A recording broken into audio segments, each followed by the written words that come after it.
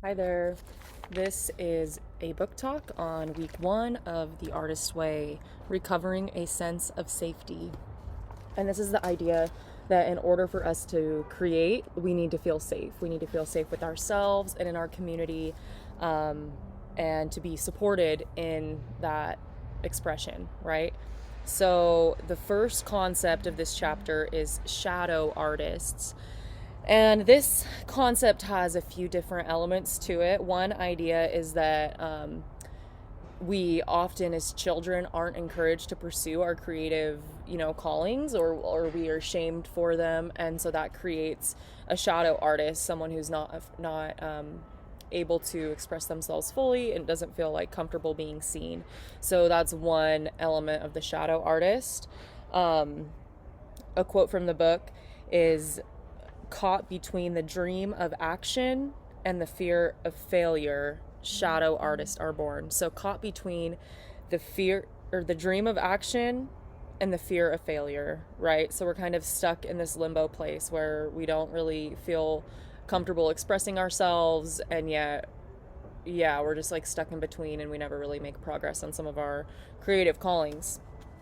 Another element of the shadow artist is that if you are a shadow artist, and I think we all are at some point in our journey, you deny like your artistic calling and your identity and admire other people who maybe are doing what you would like to do, and just like are in the shadow of other artists, right? So the people that you admire creatively kind of point the direction as to what your inner artist may really want to do, right?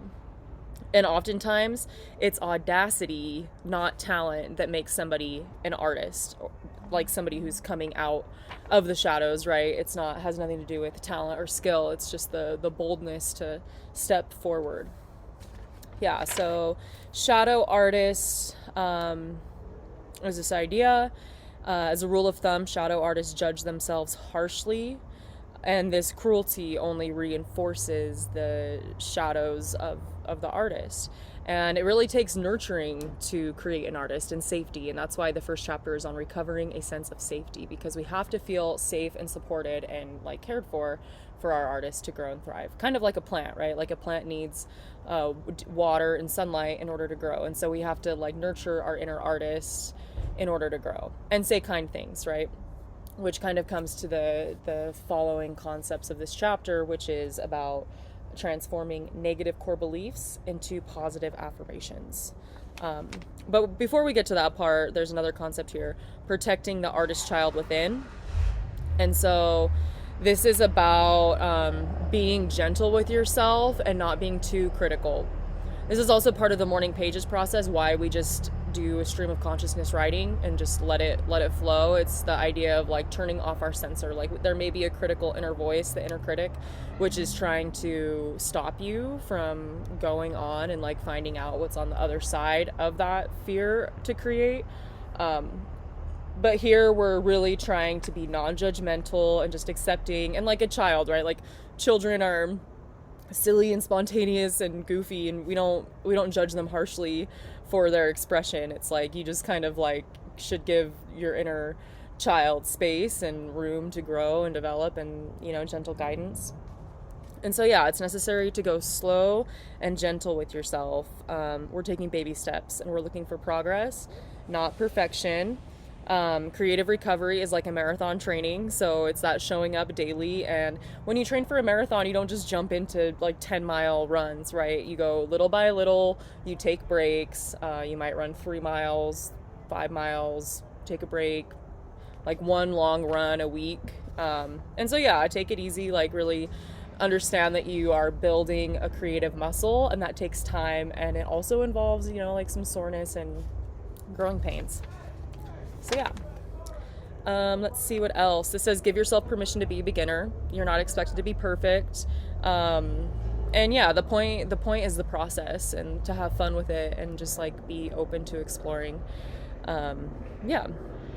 Next, we have your enemy within, core negative beliefs. And this is really the foundational piece of week 1, recovering a sense of safety, is to transform those negative core beliefs into positive affirmations, and that really fuels our recovery.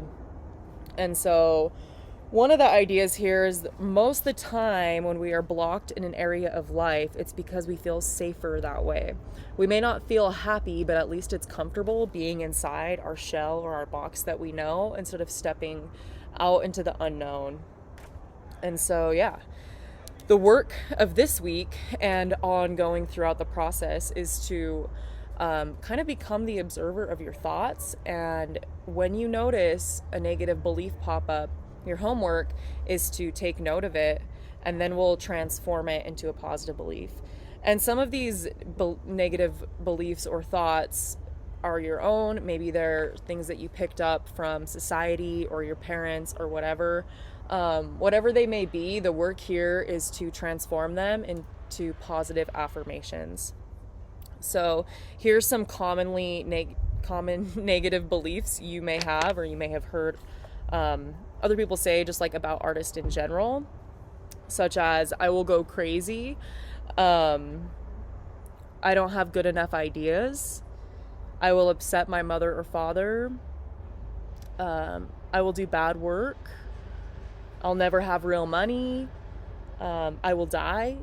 A little extreme, but those are examples, right? And wherever they come from, we don't need to carry them anymore. Like, our beliefs really shape and create the way forward in our reality. And so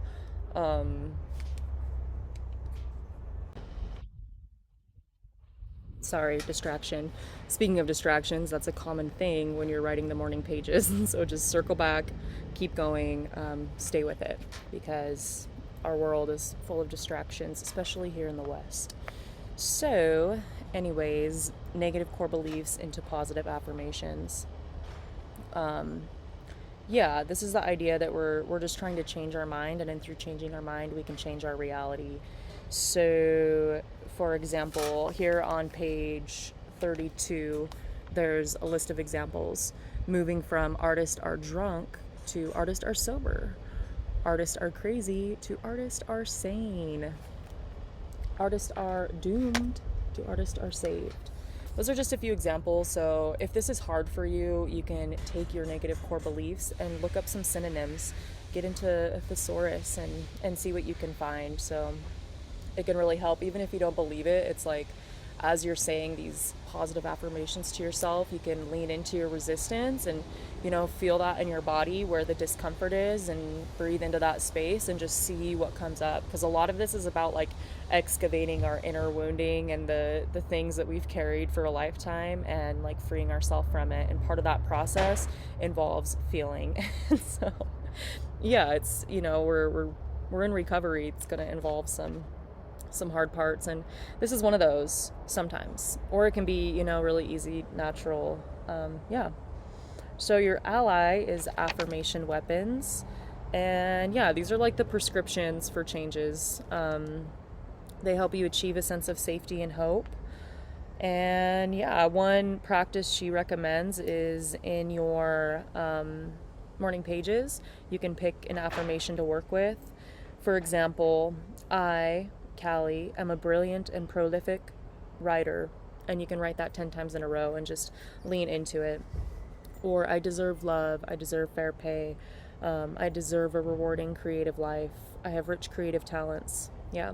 And so in doing that, you might notice that your inner censor is like peaked and starts to criticize. And yeah, it's just one of those things to recognize and choose not to listen or engage with that critical censor. Yeah. So anyways, that's the main work of this week, is being aware of your core negative beliefs as they surface and transforming them into positive affirmations. Even if it feels clunky and weird, it makes a difference in the long run. I'm a big advocate for this process. Yeah, she also gives a list of creative affirmations, all kind of related to God and spirituality. I'll go ahead and read them now. There's a list of 20. I am a channel for God's creativity, and my work comes to good. My dreams come from God, and God has the power to accomplish them. As I create and listen, I will be led. Creativity is the Creator's will for me. My creativity heals myself and others. I'm allowed to nurture my artist. Through the use of a few simple tools, my creativity will flourish. Through the use of my creativity, I serve God. My creativity always leads me to truth and love. My creativity leads me to forgiveness and self-forgiveness. There's a divine plan of goodness for me. There's a divine plan of goodness for my work. As I listen to the Creator within, I am led. As I listen to my creativity, I am led to my Creator. I am willing to create. I am willing to learn to let myself create. I am willing to let God create through me. I am willing to be of service through my creativity. I am willing to experience my creative energy. I am willing to use my creative talents. So those are different creative affirmations you can use, whatever like sits right with you, and you can change them up. She invites you to use the last half of your morning pages to this process of affirmations. And it's a really nice way to kind of end whatever came out. So yeah, tasks for this week, morning pages, of course. Take yourself on an artist date, even if it's uncomfortable. That quality time with your inner artist is really how we nurture ourselves. And the rest I will share in another video. Thank you for listening to my book talk on the artist way.